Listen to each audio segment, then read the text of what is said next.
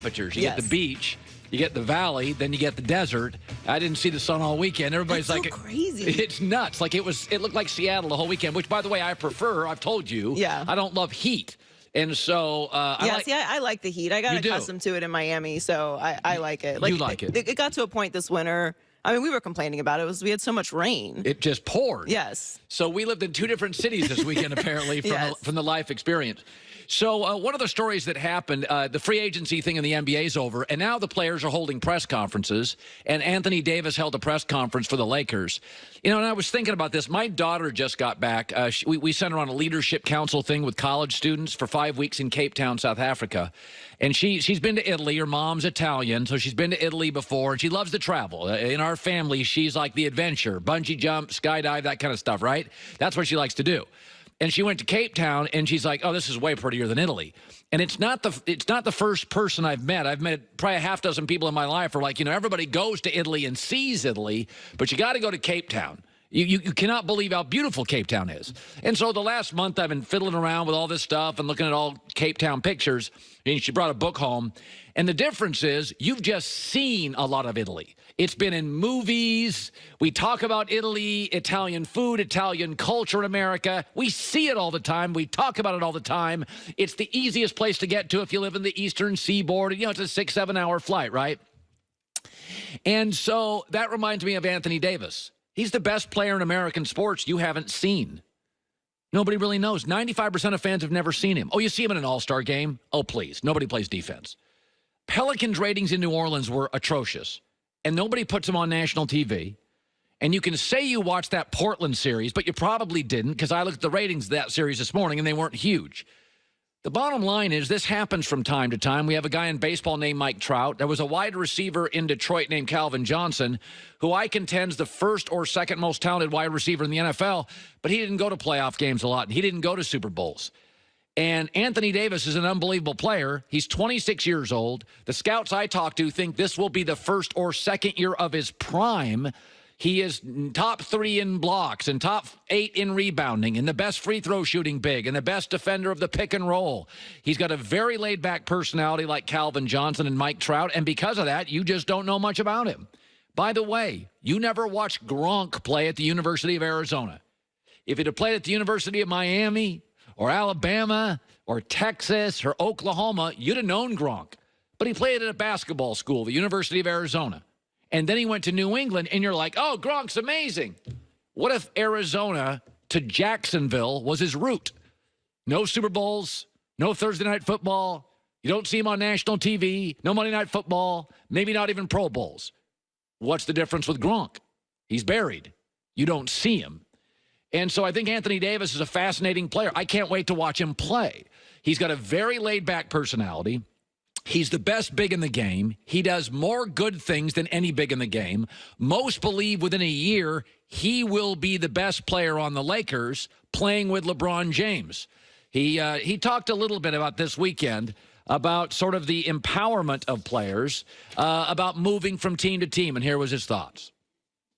I just wanted to take control of my career.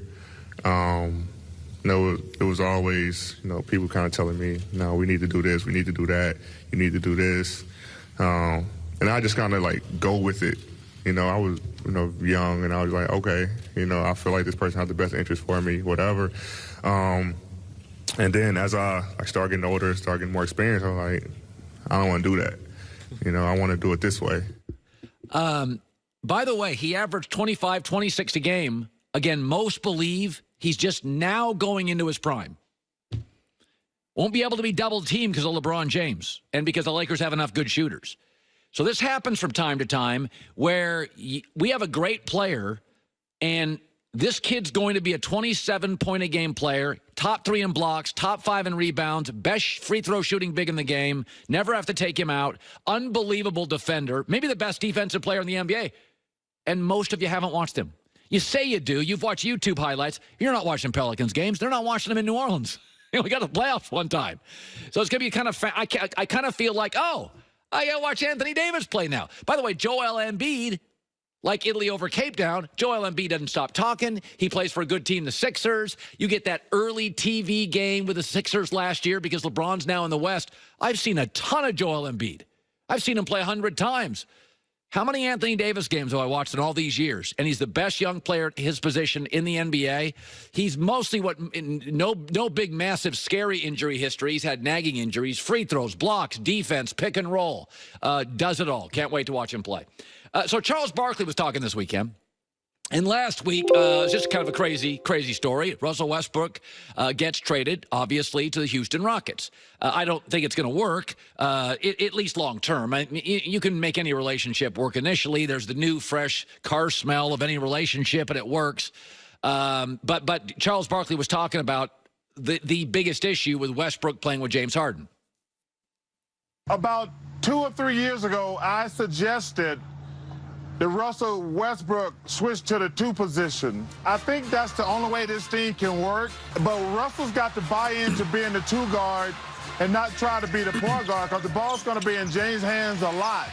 So if Russ would dedicate himself to be the shooting guard, I think this thing got a chance of working. But it all depends on if Russ's going to buy in and be a 2 guard.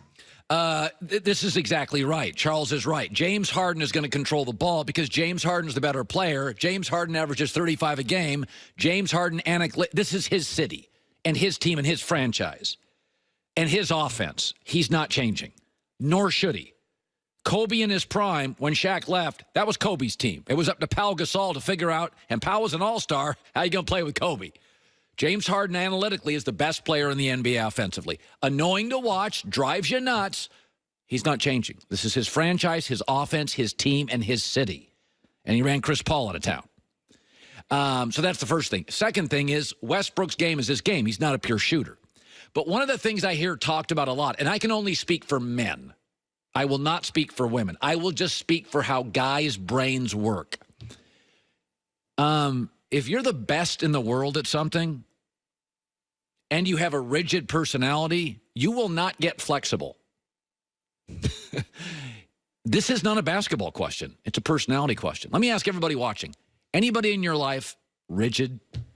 Brother, dad, sister, friend, boss? If I gave them $150 million, would they become less rigid? No, they wouldn't, would they? Again, I'm speaking for guys, can't speak for women. The whole they get along, they're best friends, it doesn't matter with guys. Because guys' careers, generally speaking, are really important to their ego and their vanity. And when we get into the sweet spot in our careers and you're paying us a lot of money, we're not making a lot of sacrifices even for our best friends. And I don't know if these guys are best friends, but the word is they want to play with each other. Never forget this. Paul George and Westbrook were friends. George bailed on him. Carmelo and Chris Paul were friends. Chris Paul didn't like him. Harden and Chris Paul weren't best friends, but all the stories, I went back yesterday and read them, said they got along. They couldn't stand each other. So what the whole friends argument to me is fun. I just read a story this morning about how Houston wants to make it work from the Houston Chronicle. Coach Mike D'Antoni is going to stagger his stars, so Harden and Westbrook will likely share the court for less than half the game. Okay. So your game plan going in is we hope they don't play together that much.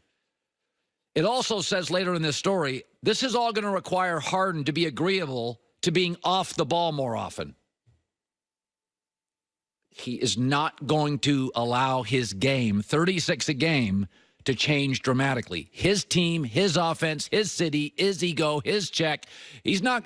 Listen, friends can accommodate other friends, but the way guys work when they're in the prime of their professional career, I'll give you solid, but don't get in the way of my game, and I'm not sacrificing for you. Find me an all-star in his prime, one in NBA history, that came into a team as the second best player and forced the one to change his game. Now you'll say, well, Steph and KD. Steph didn't change his game. Steph just shot less. Steph didn't play a different position. Steph said, I'll take 2.5 shots less a game, give Kevin Durant 2 of my shots a game. Didn't change his game. We're asking Westbrook, go play another position. What? Now, LeBron in his 17th year, stacks of money, stacks a ring, legacy solved. None of those, Westbrook doesn't have the legacy and the rings. LeBron will probably acquiesce a little and do some point guard stuff this year. But LeBron's always been an incredible ball handler outside of Magic Johnson, probably the best ball handler for his size I've ever seen. You're asking Westbrook to do something he does poorly. LeBron doesn't do anything poorly. Maybe not a very good defender now. You're asking Westbrook, hey, stack some money. Off guard. I just don't see it working. I do think when you acquire D'Angelo Russell, Russell Westbrook, I like to have talented players because I think Westbrook will score a bunch of points and you'll eventually be able to move him. And I do like the fact they do like each other. I think you're more willing to put your head down and ignore strife if it is a buddy. But this is not a basketball question. It is a personality question. Find rigid people, give them $150 million. They don't get less rigid, even if they're playing with their friends. Oh, so I saw a quote. You know how you ever go to like, I don't go on Instagram much, although it's real popular. I'm more of a, Twitter guy. It's simpler for me. It's more news stuff. So I'm not a big Instagram person, but from what I see on Instagram, it is a lot of a little bit like Facebook, like my life's perfect. It's awesome. Nobody puts a frown on Instagram. Nobody puts a bad meal. So what that's called in psychology is projecting. You're trying to project a great life. Well, none of us have a perfect life. Not many of us have a great life. We all have lives, right? Good, bad days, cry, sad, joy, whatever. We have lives. They're pretty balanced. Good, bad. I lost my cat yesterday. It wasn't a good day in our house for us. Sad day, yeah. Hope to find her. Oh, you haven't found her yet? No, I haven't found her. Got a bell all over the neighborhood. Yeah, it's just been a bad weekend for us. We lost a cat. I didn't go to Instagram and say my life is great. If I'd have gone to Instagram, I'd have had a picture of the cat and said, anybody find the cat? It was a tough weekend in the house, right? A lot of sadness. So the point being, I saw a football story where a team is projecting. And when people tend to project, they're hiding something. And there's an NFL team either hiding something or trying too hard to tell me how great something is, and I'll talk about that coming up. Doug Gottlieb, Cameron Jordan. I've never had Cameron Jordan on the show before. Cameron Jordan's all sorts of personality. It's just all sorts of personality. Catino Mobley, too. Before you travel this summer, where's your big next trip to?